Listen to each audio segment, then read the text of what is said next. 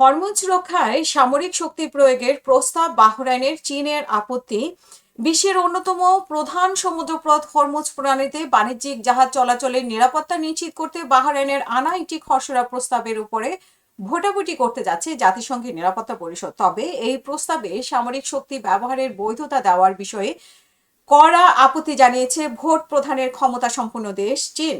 কূটনীতিকরা জানিয়েছেন যে 15 সদস্যের নিরাপত্তা পরিষদের এই বৈঠকে ভোটাভুটি শুক্রবার হওয়ার কথা থাকলেও জাতিসংঘের ছুটির কারণে তা পিছিয়ে শনিবার সকালে নির্ধারণ করা হয়েছে। রয়টার্সে দেখা খসড়া প্রস্তাব অনুযায়ী বর্তমানে নিরাপত্তা পরিষদে সভাপতিত্ব করা বাহরাইন বাণিজ্যিক জাহাজ রক্ষার প্রয়োজনীয় সকল প্রতিরক্ষামূলক ব্যবস্থা গ্রহণের অনুমোদনের দাবি জানিয়েছে। গত 28 ফেব্রুয়ারি ইরান ও ইসরায়েলের মধ্যে সংঘাত শুরুর পর থেকে বিশ্ববাজারে তেলের দাম আকাশচুম্বী হয়েছে। 1 মাসেরও বেশি সময় ধরে চলা এই যুদ্ধের কারণে গুরুত্বপূর্ণ এই নৌপথটি কার্যত বন্ধ রয়েছে। বাহরাইন ও যুক্তরাষ্ট্র এই প্রস্তাবের পক্ষে থাকলেও রাশিয়া ও চীন আপত্তি কাটাতে প্রস্তাব সরাসরি বাধ্যতামূলক প্রয়োগ শব্দটি বাদ দেওয়া হয়েছে।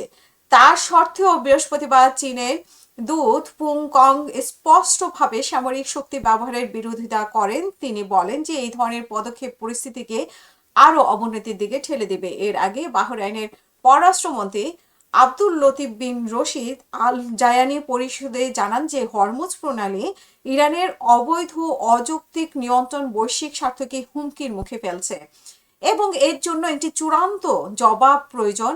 আরব লীগ এবং ব্রিটেনে বাহরাইনের এই উদ্যোগকে সমর্থন জানিয়েছে। এদিকে মার্কিন প্রেসিডেন্ট ডোনাল্ড ট্রাম্প গত বুধবার হামলা অব্যাহত রাখার ঘোষণা দিলেও প্রণালীটি পুনরায় খুলে দেওয়ার বিষয়ে কোনো সুনির্দিষ্ট পরিকল্পনা দেননি।